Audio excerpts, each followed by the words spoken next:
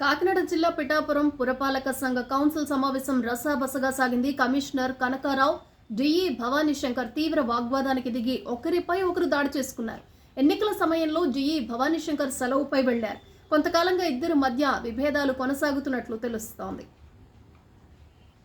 భారీ వర్షాలకు విజయవాడలోని మొగల్రాజుపురం సున్నపు బట్టే సెంటర్ వద్ద కొండ చర్యలు విరిగిపడ్డాయి. ఈ ఘటనలో మృతుల సంఖ్య 4కు చేరింది. ఘటనా స్థలానికి వెళ్లి విజయవాడ తూర్పు ఎమ్మెల్యే గద్దె రామ్మోహన్ పరిశీలించారు. ఈ ఘటనలో ఒక ఇళ్లు పూర్తిగా దెబ్బతినగా మరో 3 ఇళ్లు పాక్షికంగా ధ్వంసమయ్యాయి. పూర్తిగా దెబ్బతిన్న ఇంట్లో పలువురు చిక్కుకున్నారు. అధికారులు సహాయక చర్యలు చేపట్టారు. తీవ్రంగా గాయపడిన 5గురిని ఆసుపత్రికి తరలించారు. ఏపీలో పలు ప్రాంతాల్లో భారీ వర్షాలు కురుస్తున్నాయి. మరో 3 రోజుల పాటు వర్షాలు కొనసాగే అవకాశం ఉందని సీఎం చంద్రబాబు తెలిపారు. పలు శాఖల అధికారులతో ఆయన టెలికాన్ఫరెన్స్ నిర్వహించారు. సీఎస్, డీజీపీ, మంత్రులు, జిల్లా కలెక్టర్లు, ఎస్పీలతో సమీక్ష నిర్వహించారు. తాగునీరు, ఆహారం కలుషితం కాకుండా దృష్టి పెట్టాలన్నారు. వరద ప్రాంతాల్లోని ప్రజలు బయటకు రావద్దని మంత్రి నారా లోకేష్ సూచించారు. ఈ మేరకు ఆయన ఎక్స్ వేదికగా పోస్ట్ చేశారు. ప్రాణ, ఆస్తి నష్టం జరగకుండా అప్రమత్తంగా ఉండాలని తెలిపారు.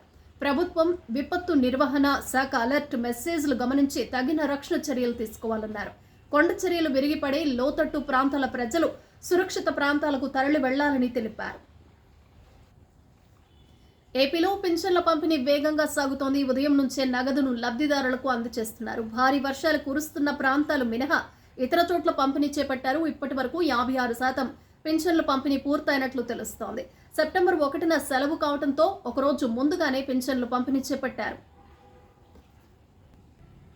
గగన్ పహాడ్లో హైడ్రా అధికారులు అక్రమ నిర్మాణాలు కూల్చివేతలు చేపట్టారు.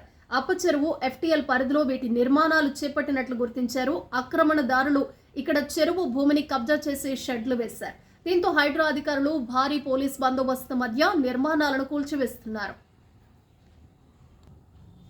జగన్ కు నోటీసులు అవాస్తవం. వైకాపా అధ్యక్షుడు జగన్ కు నోటీసుల ప్రచారంపై హైడ్రా కమిషనర్ రంగనాథ్ స్పందించారు. సోషల్ మీడియాలో అవాస్తవాలు ప్రచారం చేస్తున్నారని తెలిపారు. హైదరాబాద్ నగరంలోని పలు ప్రాంతాల్లో శనివారం ఉదయం నుంచే వర్షం పడుతోంది. పలు చోట్ల రహదారులపైకి వర్షపు నీరు చేరింది. వాహనదారులు ఇబ్బంది పడుతున్నారు.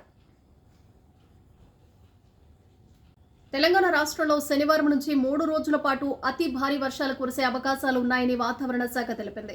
బంగాళాఖాతంలో ఏర్పడిన అల్పపీడనం శనివారం నాటికి వాయుగుండంగా మారి వాయువ్య బంగాళాఖాతంలో కేంద్రీకృతం అయ్యే అవకాశాలు ఉన్నాయట. దీనికి తోడు మరో రుతుపవన ద్రోణి కూడా ఏర్పడింది.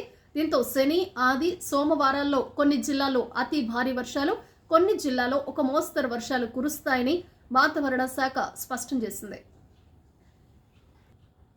దేశంలో మహిళలపై నేరాలు తీవ్ర ఆందోళన కలిగిస్తున్నాయని ప్రధాని నరేంద్ర మోడీ వ్యాఖ్యానించారు. ఆడవారిపై, చిన్నపిల్లలపై జరిగే దాడులపై వేగంగా విచారణ పూర్తి చేసి శిక్షలు విధించాలని ఆయన పేర్కొన్నారు.